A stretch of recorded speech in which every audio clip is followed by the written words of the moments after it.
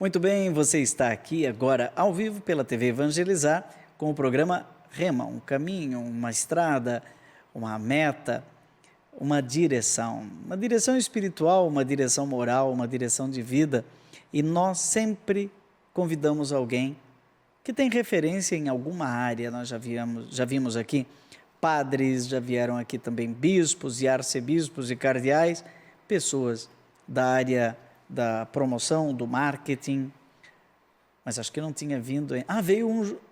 Não veio ninguém ainda da área do direito.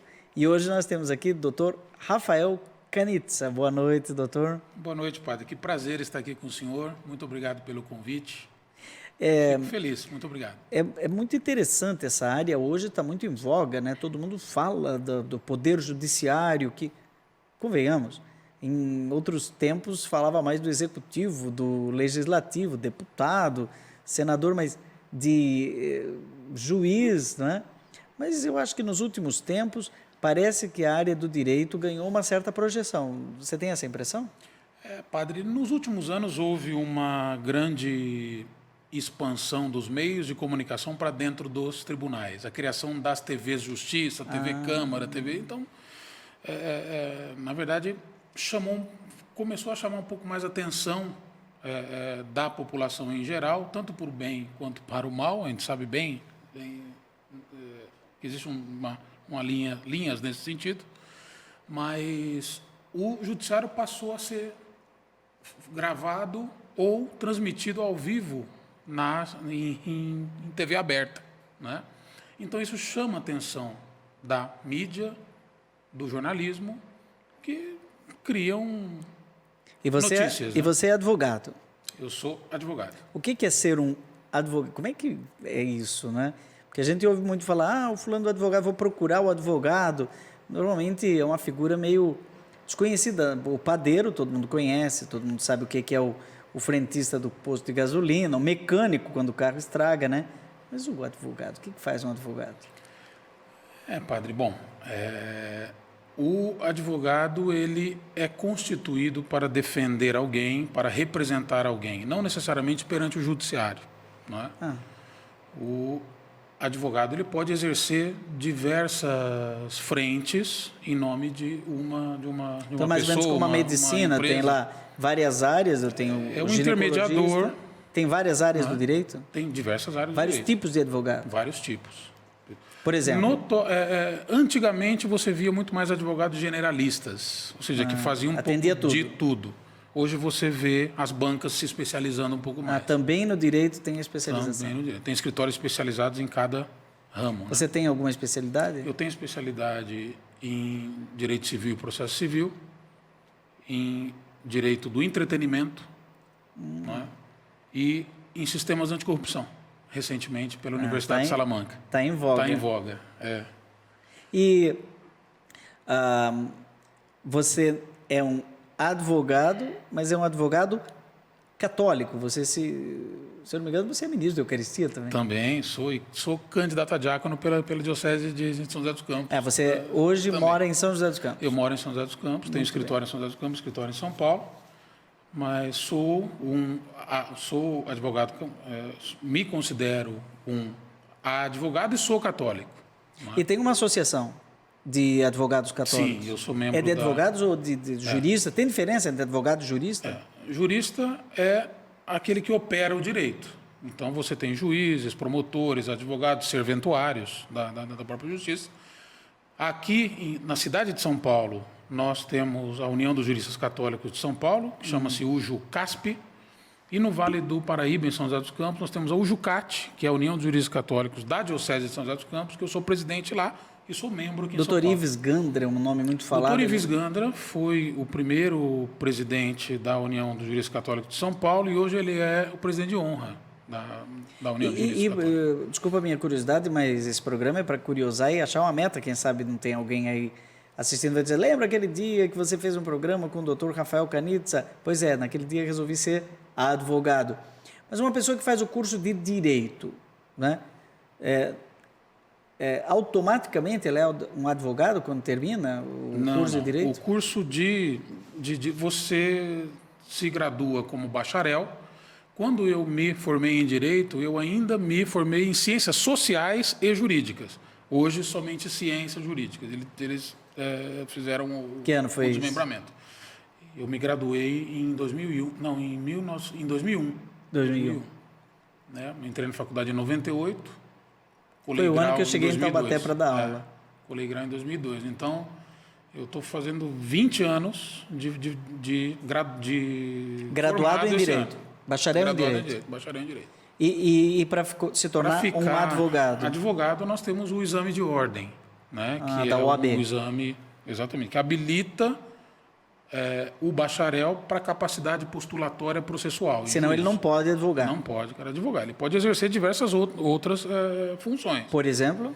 Ser delegado, ser... Juiz. Eu já ouvi dizer que é possível ser juiz sem ser advogado? Sim, sim. Basta você comprovar a experiência jurídica, dentre outros... Mas tem que ser bacharel em Direito para ser juiz? Bacharel em Direito. Bacharel em Direito. Então isso é básico. Faz o curso de Direito, 4 anos, se não me engano. Direito, 5 anos. 5 anos? 5 anos. 4 antigamente, hoje 5. 5 anos? 5 anos. Poxa vida. Então vai para lá de estudos. 3.500 horas. Sim. Mas sem a especialização? Sem a especialização. Eu fiz de diversas outras após a faculdade, mas... Lato sensu? Lato sensu. Ah, interessante. Lato sensu é 360 horas, né? Estrito sensu é mestrado e doutorado. E um bacharel em Direito que faz um mestrado, ele pode dar aula mesmo que ele não seja advogado? Pode dar aula, mesmo sem. E tem? Tem muito que é? Tem. Tem professores de filosofia do Direito que não são advogados. Não são advogados. São pesquisadores. São pesquisadores, são professores. Tem serventuários da Justiça, por exemplo, que são mestres, são doutores, dão aula, mas não são advogados, que é aquela habilitação para capacidade postulatória processual. Entendi. Ou seja, para você postular em nome de outrem ou até no próprio nome, porque o advogado ele pode atuar em diversos processos em causa própria. Ele não precisa constituir outro advogado. Ah, é? Posso atuar em causa própria, normalmente. É interessante que Jesus falou, médico, cura até ti mesmo, não sei o quê, né? Quer dizer, o advogado pode advogar em si. Pode. Advogar em causa própria.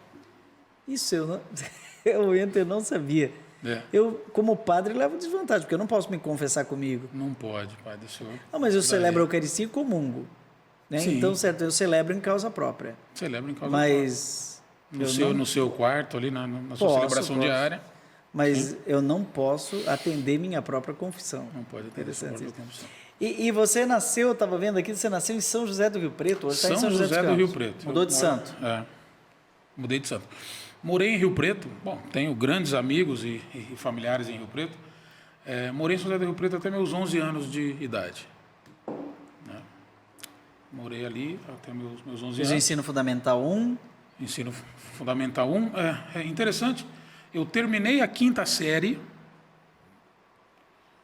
Nós fomos, nesse ano de 1990, 91, eu não me lembro bem, nós mudamos para a Espanha esse ano. A minha mãe foi fazer um curso de design de espaços interiores em Madrid. Ela é arquiteta? Ela é design em espaços interiores. Ela trabalhou a vida inteira com projeto, com decoração. E foi fazer um curso de 3 meses, acabamos na Espanha. Que ficando quase 5 anos lá. Foi desenvolvendo um trabalho ou outro, um projeto ou outro. É verdade que ficando lá. Que você, eu não consigo te enxergar. Por incrível que pareça, eu mando fotos para o senhor. Eu estou lendo aqui, minha produtora, um abraço para a doutora Rihanna. Doutora Rihanna. Descobriu coisas assim da vida do doutor Rafael Canitza, da advogada referencial na área do direito e também da Igreja Católica. Depois vamos falar umas outras coisas sobre ele e seu rema também. Mas ela descobriu que, entre outras coisas, você foi jogador de futebol do Real Madrid. Olha isso, gente. Fui, padre. Não do time principal. É Infanto, né? É Infanto. Se eu tivesse seguido carreira, talvez o Brasil não teria perdido de 7-1 naquela Copa do Mundo. Mas, enfim, brincadeiras à parte... brincadeiras à parte, padre, eu comecei a jogar futebol nos times de bairro, porque lá na Europa a estrutura esportiva para os jovens é completamente diferente do que aqui no Brasil. Hoje nós já temos alguns times que já trabalham muito as categorias de base, mas até o time de bairro de escola é levado muito a sério. Os pais se envolvem, o pai é o treinador, o outro é o massagista, eles se envolvem muito. E eu comecei na escola onde eu estudava, no Colégio Público Aula 3, em Fuenlabrada, que é um bairro de Madrid, onde nós morávamos. Comecei no time do próprio colégio. E um dia nós descobrimos uma peneira no Real Madrid. Fomos eu e um amigo. Nós passamos a tarde lá. Ele não entrou, eu entrei, foi em 1994. Eu não consegui achar a carta de convocação, eu guardo ela até hoje. Então, eu comecei a ter uns treinos lá. Você tinha que idade ali? Era 12? 13 para 14 anos. Era adolescente? Era adolescente, mas logo no final do ano de 94 para 95, a minha mãe precisou ir embora. Então eu precisei. E frustrou a carreira do. Frustrou o Mas certamente ali depois no Real Madrid tinha várias peneiras, né? Você não jogava, não participava de treino se você não tivesse. Se você tivesse nota inferior a 6,5 no colégio, você não participava. Lá é também até 10, como aqui? Como assim? A nota de 0 a 10. De 0 a 10 lá. Você sabe que em Portugal vai até 20, né? Não. Muita gente não sabe. Mas uma vez eu fui pregar em Portugal. Um abraço para você, viu? Foi um período interessante. Fiz muitos amigos lá. Eu não vou falar o nome dela. Não, vou falar mesmo. Irmã Alcilene. Não, vou falar porque ela vai gostar. Irmã Alcilene das Damas da Instrução Cristã, lá de Recife. Um abraço para a irmã Flávia, a irmã Sandra e todo o meu povo querido lá de Maceió, do Madalena Sofia e do Colégio das Damas em Recife. Essa irmã, ela foi designada para ser missionária em Portugal. Era uma época em que havia uma música no Brasil que estava se tornando uma coqueluche, era Deus é 10. Você lembra disso? Sim. Para mim, Deus é 10. E ela estava em Tinha um padre no Rio de Janeiro, né? Isso. Padre Zeca, né? Zeca. E aí, essa irmã foi com aquilo no ouvido, né? Não lembro que ano que era isso. Acho que devia ser ano 2000, 2002, por aí assim. Você estava chegando em Taubaté. Em São José dos Campos. Em São José. Né? Eu voltei em 95, né? Mais ou menos esse período ali, né? 95. Do padre Marcelo Rossi. E foi quando eu entrei no curso de Crisma, em 95, com 96, e comecei a tocar na igreja, conhecer os músicos. Aí você deve ter tocado Deus é 10. Aqui funcionava vezes, muito várias bem. vezes. Deus é 10, né? Só que essa irmã, ela cantava isso com os jovens lá em Portugal. Que Deus é 10, porque aqui 10 é a nota máxima, né? Aí eu cheguei para pregar em Portugal, né? E os jovens todos cantando em português, Deus é 10 para mim. E eu pensando, meu Deus, o que é isso? E aí eu falei para um deles, você entende a letra dessa música? Pois não entendo. Pois 10 é muito pouco, não é, para Deus? Aí que eu descobri que, né, em Portugal a nota ia até 20. E aí eu fui falar para a irmã, eu acho que o povo não está entendendo. Ela falou, por quê? Não, porque aqui a nota vai até 20. Nossa, nem me lembrei disso. E ela era professora da área de educação. Aí ela falou, o que eu faço agora? Aqui em Portugal canta assim, Deus é mais para mim, Deus é mais para você. Deus é mais aí. Tem o Nelsinho Correia, né? A música dele. Deus é mais. Mas então você estava falando aí que além de um jogador frustrado, né? Frustrado? Não chegou, né? Teve que vir para o Brasil. Eu fui adiante. Mas teve lá essa página da sua história. Você também foi baterista? Eu digo que eu sou baterista da velha guarda. Como é que é isso? Na igreja. De 97, 98 em diante, eu comecei a tocar em São José dos Campos grupos, em São José dos Campos já. Vindo da Espanha, então Vindo. São José do Rio Preto, Espanha, Madrid, Madrid. São José dos Campos, que nós tínhamos uma outra parte da família em São José. Entendi. E ao voltar, na verdade, a minha mãe resolveu criar raízes ali em São José. E fiz o curso de Crisma. No ano seguinte, nunca tinha tocado bateria, nunca ali tinha em São José mesmo? em São José. E o curso de Direito foi aonde? Qual faculdade? Universidade do Vale do Paraíba, em São José dos Campos. A Univap? Univap. Muito bom. Abraço a todo o povo da Univap. Professores, um grande abraço aos professores da própria Univap. E fiz o ali Crisma. do antigo professor Batista Gardione. É desse tempo, reitor, né? Era sim, ele era o reitor. O reitor à época. E o professor Pimentel, muito amigo do doutor Ives Gander, inclusive. Administrado ali pelo professor Ailton. O professor Ailton era o administrativo. Eu não lembro o sobrenome dele. Teixeira. Ailton Teixeira. Eu estou sabendo mais do que você da Univap. O professor Sérgio Baixa era o coordenador do curso. Antes o professor... A advogada-geral era Cristina. Cristina. Você teve aula com ela? Sérgio Baixa, ela dava aula ou não? Ela só advogava mesmo? Não, eu tive aula com o professor Aldo Zonzini, que era fantástico, professor de Direito Civil. Com o professor Hugo Benatti, que era um senhorzinho, tinha os seus 80 anos ainda, dava aula de Sociologia. No primeiro ano. Direito não envelhece, o saber não envelhece. E fiz o curso de Crisma, comecei a me envolver com a música católica especificamente. Em um retiro de final de semana, sentei na bateria pela primeira vez, dei as primeiras batidas. Sempre fui autodidata, nunca fiz aulas e depois Nós vamos falar isso no próximo bloco, porque... Depois acompanhei bastante gente no meio. Depois eu quero conhecer melhor.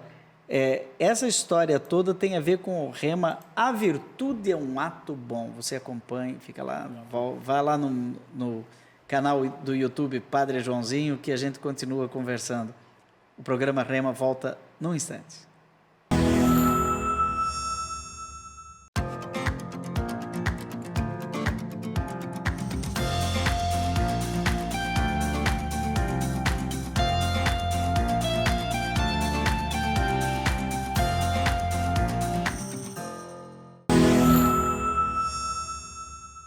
Nós estamos voltando com o programa Rema, uma palavra inspiradora, um conselho, uma orientação, uma dica. E esse programa vai ao ar direto do Instituto Meninos de São Judas Tadeu, aqui no coração de São Paulo, na Zona Sul, ao lado da paróquia São Judas Tadeu. E aqui você pode fazer daqui o seu espaço de acolhida. Nós temos muito bonito aqui o nosso informativo, né, para todos os benfeitores, e hoje recebemos aqui o Dr. Rafael Canitza, que também acompanha juridicamente o Instituto Menino São Judas Tadeu, não é verdade? Verdade, padre. Uma das obras mais bonitas que eu já conheci no Brasil todo. Uma coisa linda. O Instituto Menino São Judas Tadeu, dirigido pelo meu amigo aí, o Padre Cristiano, um grande abraço, Francisco de Assis, o Instituto tem a missão de administrar 9 creches. Sabe o que é isso? 9 creches, cerca de 1.000 crianças. Só de refeições todo dia, pelo Instituto Menino São Judas Tadeu, passam 8.000 refeições, né? Praticamente 300 funcionários, colaboradores diretos, outros tantos indiretos. E é aqui que Deus me deu a graça de encontrar um espaço para transmitir pela TV Evangelizar o programa Rema, que sempre entrevista aqui os entrevistados. Por exemplo, aqui nós tivemos o podcast com o Renato Teixeira, músico que veio aqui. Tivemos também com a professora Márcia, né, que é coordenadora da pós-graduação em Mariologia da Faculdade Deoniana, e teremos, com certeza, também com o Dr. Rafael. E você já pode também conhecer aqui o nosso calendário 2023, aqui do Instituto, e também a Agenda 2023. Você pode acessar o nosso site, não é? o site do Instituto, é só você colocar IMSJT em qualquer Google da vida que já vai aparecer. IMSJT é porque é Instituto Menino de São Judas Tadeu. Uma iniciativa lá na década de 30, 40, do padre Gregório Westrup, que inclusive está aqui estampando a capa desse informativo. Muito bem, dito essas coisas, a virtude é um hábito bom. O que é um advogado, jogador de futebol, baterista, católico e candidato a ministro da Eucaristia, não, atual ministro da Eucaristia, candidato a diácono, né? Portanto, mil ferramentas, que advoga e que é presidente, o que é? Eu presido a União de Juristas Católicos da Diocese de São José dos Campos. Presidente da União de Juristas Católicos, desse regional de São José dos Campos.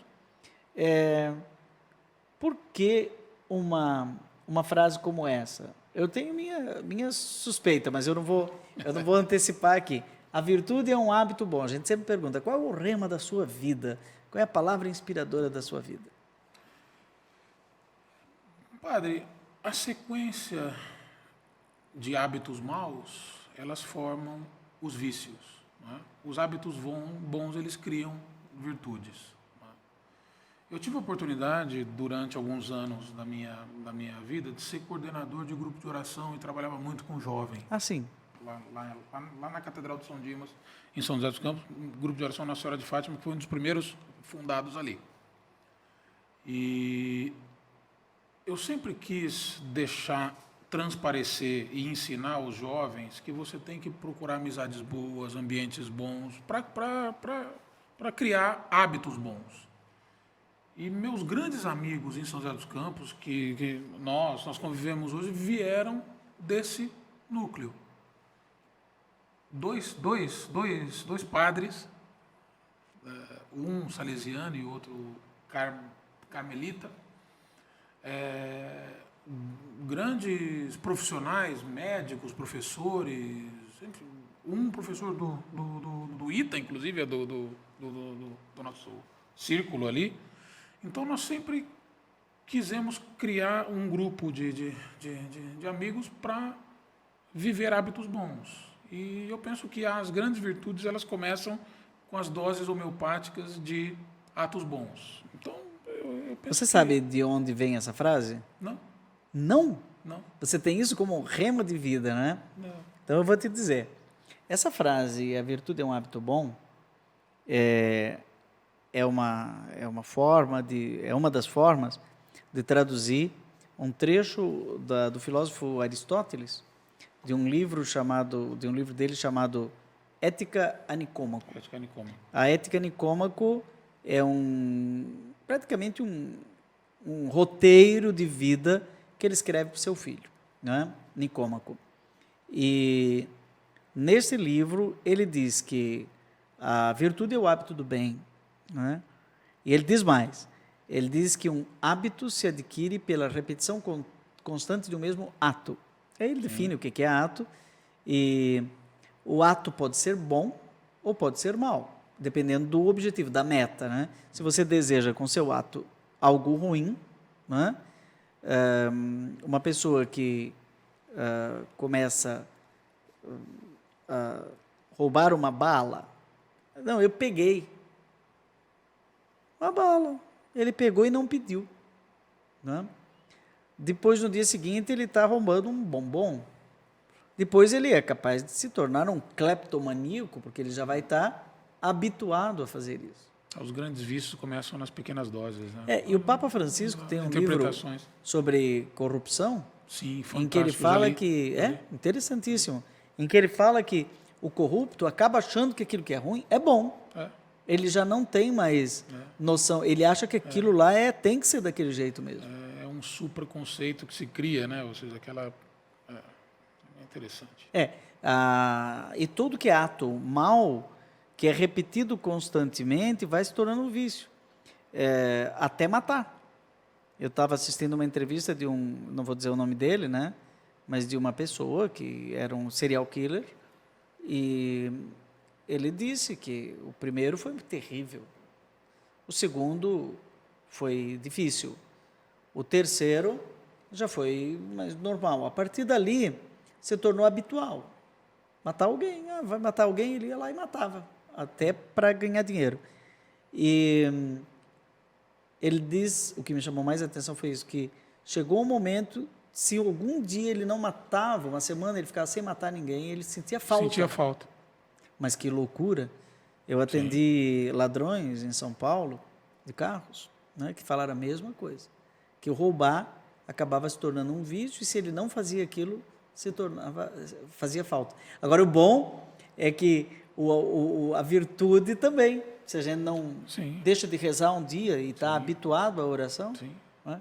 Como é que você vê as grandes virtudes aí num Brasil tão empenhado em superar a dinâmica da corrupção? Parece que já se tornou. Alguém disse assim, o Brasil tem uma corrupção endógena. Enraizada. Parece que está no âmago dos... Será que é isso mesmo? O que você acha? Padre, eu tive a oportunidade recentemente de fazer um curso pela Universidade de Salamanca sobre compliance e sistemas anticorrupção. O que é compliance? Compliance é você se adequar a normas. Ou seja, uma empresa que tem um ambiente de compliance, um departamento de compliance, ela trabalha... Para verificar se tudo está certo. Verificar se tudo está em conformidade com a lei e também com as normas internas, com os regimentos internos, bem como no sentido de que esses regimentos internos também não podem criar conflito com a norma posta. Hoje existe o profissional da compliance? Existe. Como é que é compliance? Compliance. Cada vez mais em ascendência esse mercado de compliance, que veio muito ligado um pouco mais recentemente com a questão da Lei Geral de Proteção de Dados. LGPD. E você estava começando a dizer sobre a corrupção. Sim, dentro da empresa, compliance e corrupção é o outro lado, né? Porque um Brasil corrupto parece que tem gente especializada em dizer para você como você vai dar um jeitinho de burlar a lei. As burlas, etc. Né? Ou seja, os contratos empresariais hoje... Não, porque advogado tem essa fama. Sim. Né? Desculpa te falar isso, mas... encontrar a brecha. Né? Eu queria, doutor, que você me dissesse assim, como é que eu posso recuperar minha carteira, porque eu andei tendo uns pontos e tal. Aí o cara, não, tem aqui uma brecha na lei. A criação de sistemas, inclusive sistemas eletrônicos, de software, etc., vem contribuindo cada vez mais para isso. Tirar da mão humana essas decisões específicas e criar sistemas. Entendi. Às vezes os sistemas são corruptíveis, mas cada vez mais, também com o cruzamento de dados do Sabe poder público, né? Imposto de renda, por exemplo. Agora o Fisco, né, o Ministério da Fazenda, desenvolveu um jeito lá que você pode já importar o que declararam a seu respeito, que daí você já tem que pagar, você não precisa declarar. O governo já diz, olha, está aqui. Informa. Né? Se fosse tudo automatizado, você não precisa assim, será que eu vou declarar isso? Não tem mais aquela nota fiscal, naquele talão, que você consegue fazer um talão à parte. Um caixa 2 e tal. Não consegue mais. E o cruzamento de dados está cada vez mais fino. Será que a gente pode imaginar que, por causa da inteligência artificial, do mundo tecnologicamente avançado, nós vamos chegar no momento em que a mentira realmente vai ter pernas curtas? Ou sempre vai ter alguém que vai inventar um sistema que burla o sistema? A partir do momento... Aliás, sempre que nós tivermos a alimentação financeira desses sistemas, nós vamos ter eventuais corrupções. Isso é fato. O dinheiro alimenta isso. Então, a criação desses sistemas podem ajudar muito nisso. Né? Só que os sistemas também se corrompem, né? Corrupção de dados. Outro dia apareceu lá no meu Instagram informação falsa. Ué, era só o mini sermão. Eu disse assim, não, disso. foi copiado. Não foi copiado, eu que criei aquilo. Nessas últimas semanas, aí aliás, durante a campanha eleitoral, eles elevaram demais os filtros nas mídias sociais. Uma palavra lá dentro podia Às dar a vezes, impressão... a palavra Deus politizada acabou que gerando esse grampo na sua rede social. E o que você acha desse movimento que houve no Brasil de moralização das instituições, que foi conhecido popularmente como Lava Jato? Faz parte desse... Porque você fez esse curso de compliance. Sim. Tem a ver com Lava Jato? Juízes e promotores envolvidos com isso estavam fazendo o curso, inclusive. Ah, é? Alguns brasileiros, inclusive. A movimentação jurídica e também a tecnologia jurídica para se chegar a esses ambientes corruptores ou corruptivos está cada vez mais refinada. Não é? Técnicas específicas de investigação, que tem uma técnica que se chama follow the money. Que Ou é seja, isso? entrou o dinheiro e eles vão rastrear. atrás e chega onde para. Inclusive, tem projetos de lei em trâmite e possivelmente aprovados, serão aprovados, não somente no sentido de responsabilizar as pessoas jurídicas especificamente, mas também os sócios, as pessoas, e também os intermediários. Que existe muito pouca responsabilidade dessas pessoas que agem no meio, os lobbies, né? Então está cada vez mais avançando essas ferramentas e os ajustes entre os estados, ou seja, internacionalmente falando, as cooperações internacionais, também em transações internacionais e negociações internacionais. Uhum. Essa questão de rastrear é muito interessante, né? Tanto rastrear bens, direitos, como diálogos, né, e conversas. Hoje em dia isso está na ordem do dia. O próprio judiciário recentemente, aliás, de 10, 15 anos para cá, o sistema judiciário cada vez mais ele vem se aparelhando no sentido de como chegar nos ambientes que não se conseguia chegar antes. Um exemplo.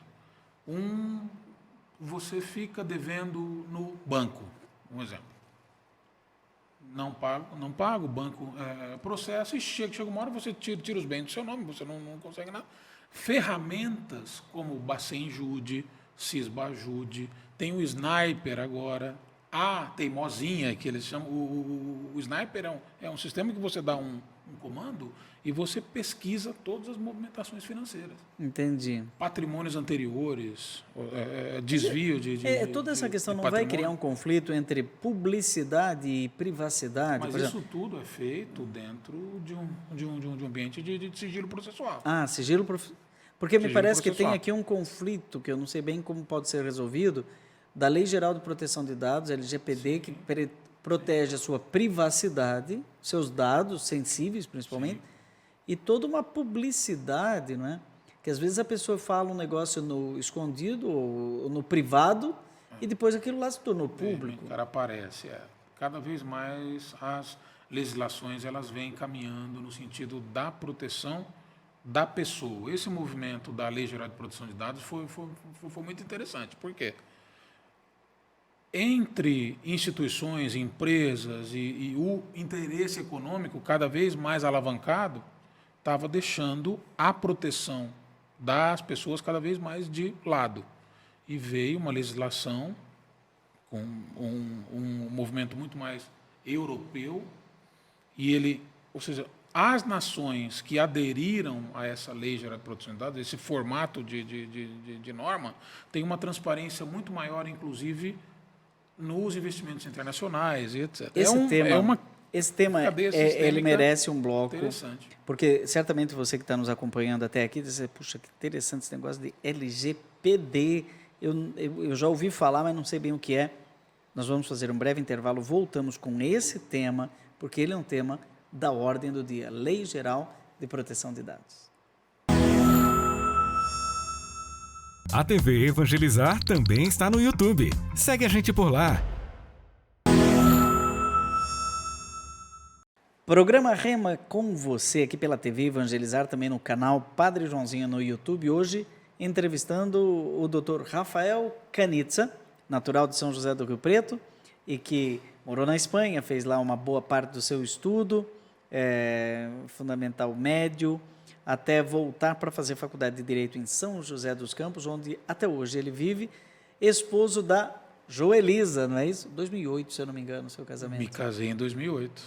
2008, são 14 anos agora, 14, 15 anos. O tempo passa, não é? O tempo passa. E essa questão que a gente estava falando da Lei Geral de Proteção de Dados, eu sei que você é um grande conhecedor dessa área, não é? E parece que todo mundo, né, paróquias, dioceses, mais cedo ou mais tarde, terão que se adequar a essa lei. Porque Sim. Tem, inclusive, um prazo, não tem? Já passou pelo... Na verdade, o prazo já passou, na verdade. A Lei Geral de Proteção de Dados é uma lei que entrou em vigor, nós estamos em 2022, em 2018, ela teve um período de vacância, ou seja, um período de espera, onde as empresas deveriam ter se movimentado, mas como nós vivemos no Brasil, e o Brasil é o país da última hora, existe um grande movimento agora. Havia um prazo para as empresas se adequarem. Ou seja, o estudo de lei, adequação, enfim, mas o start se deu mais quando ela, de fato, entrou em vigor. Né? Que foi? Foi em 2021. Que daí 2021, o prazo começou a contar. Engano, inclusive com multas? A validade. Com multas, ou seja... É verdade que pode chegar à cifra de 50 milhões? Milhões. Ou seja, um vazamento de dados, seja por uma paróquia, por uma diocese, por uma empresa, por qualquer que não tenha um sistema de compliance, proteção da privacidade, etc. Padre, o senhor consegue imaginar, dentro de uma diocese, o quanto de dados pessoais transitam em pastorais, movimentos, catequese? O que são dados sensíveis, por exemplo, que a LGPD entende como dado sensível? São dados relativos à opção sexual, são dados de menores, opção sexual, opção política, filiação partidária,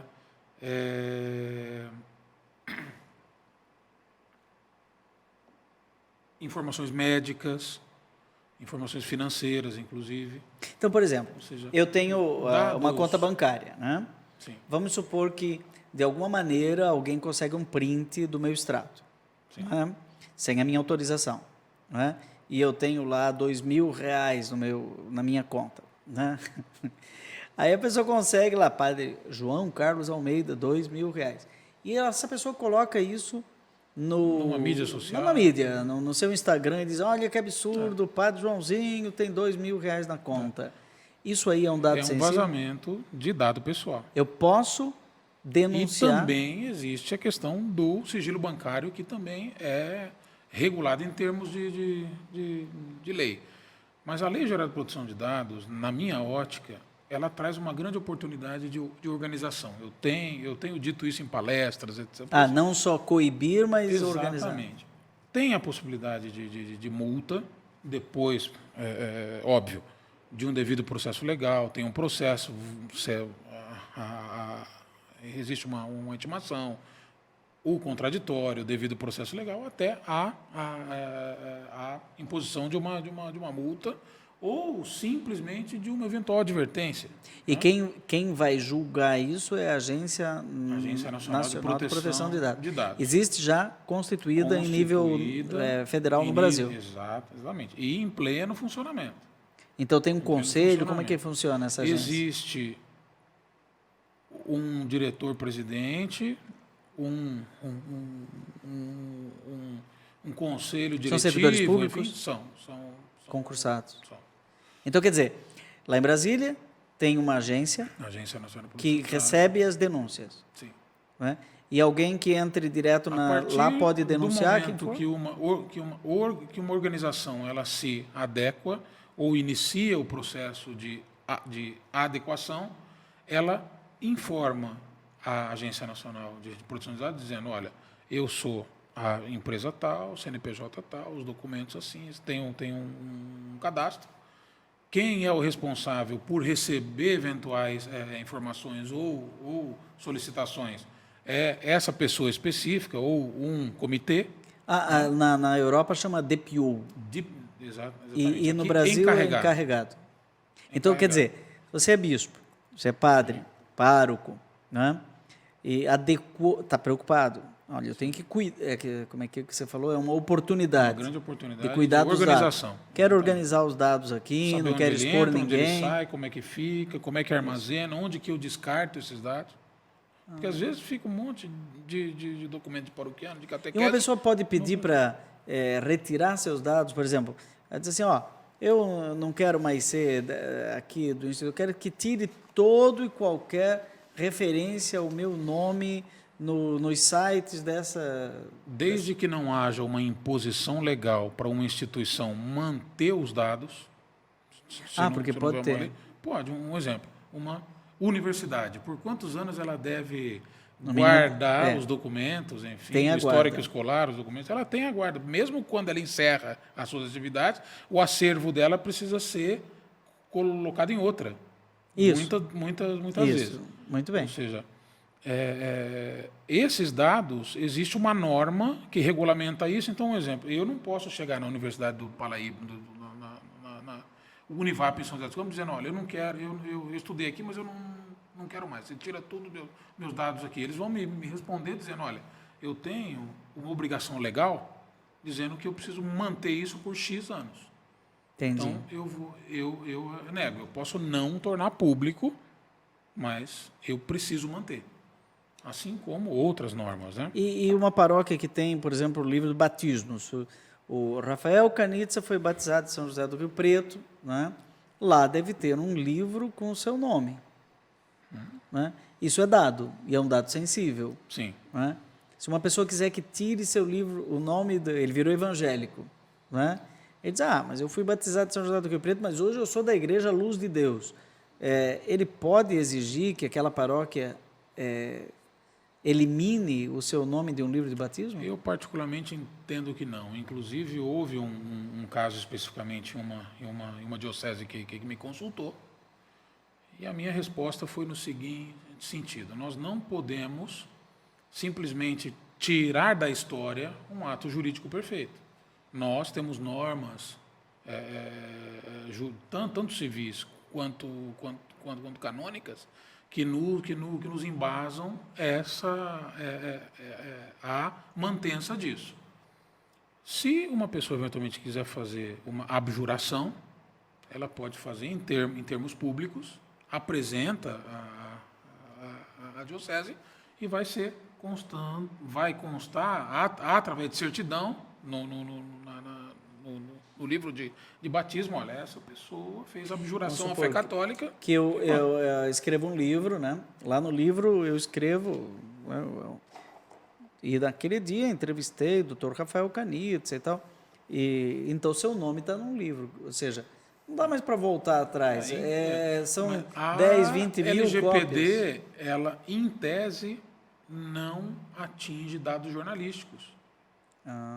Ou seja, existe a liberdade de imprensa, que está tão discutida agora, né? Tira meu nome do livro que você lançou em 1972. Não tem como.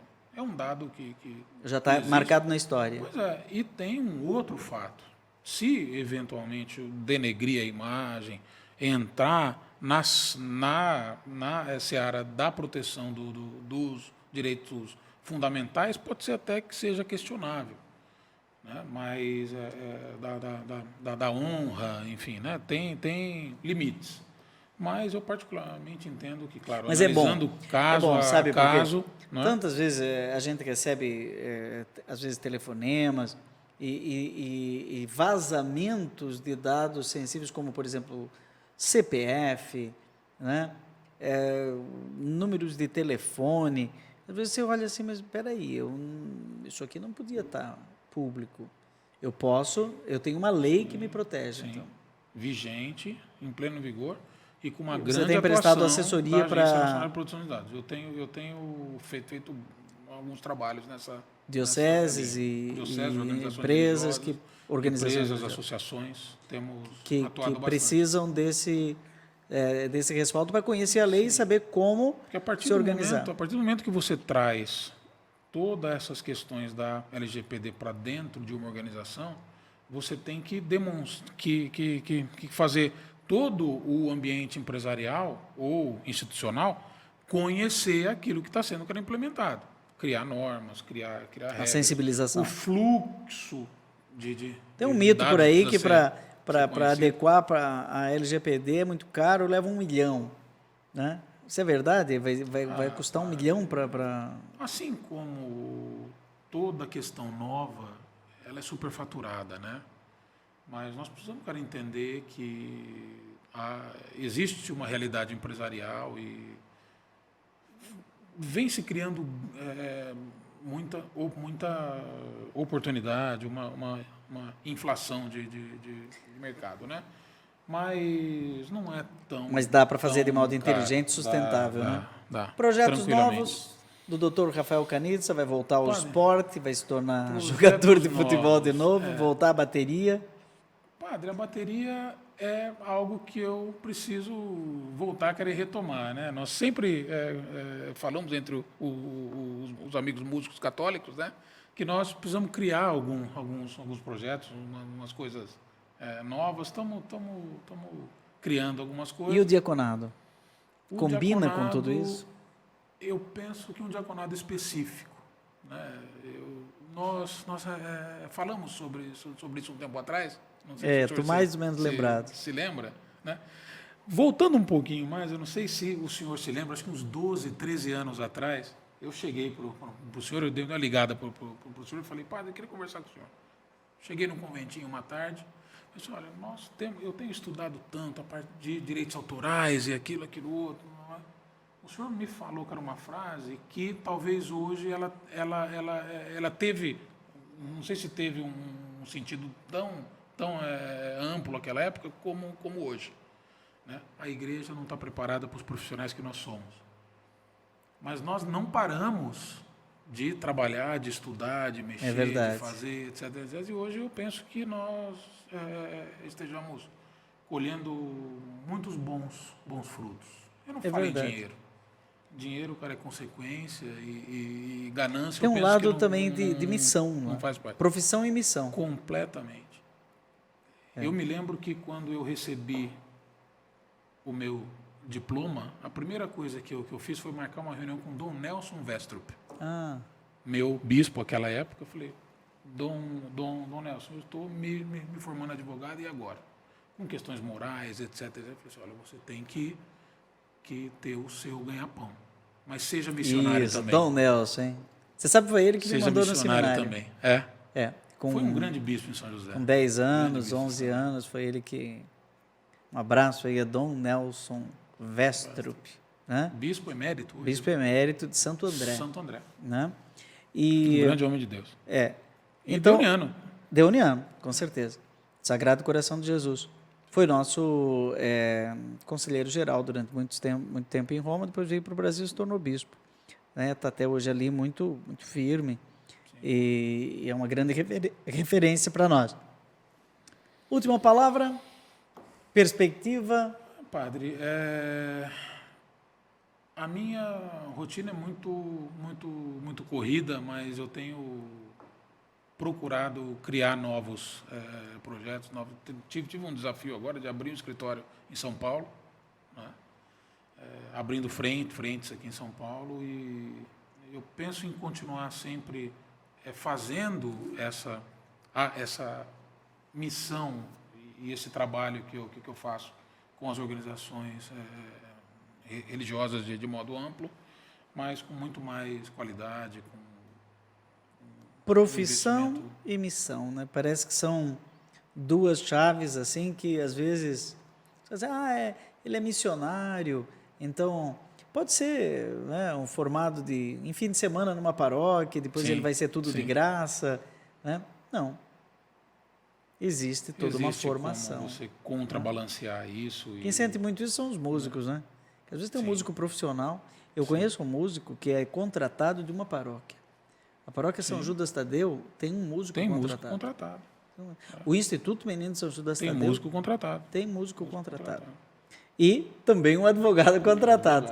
Né? É isso mesmo. Gente, vamos chegando no final de mais um programa. Obrigadíssimo ao doutor Rafael Canitza, não é? E a todo o povo da TV Evangelizar. Padre Reginaldo Manzotti já está lá com a sua experiência de Deus, não é? E nós vamos em frente, que atrás vem gente. E você pula lá no canal do YouTube Padre Joãozinho, se inscreva, faça parte dessa família. Vai receber o mini sermão e participar sempre do nosso terço, todo dia, e também do podcast Rema. Um abraço para você e Deus o abençoe.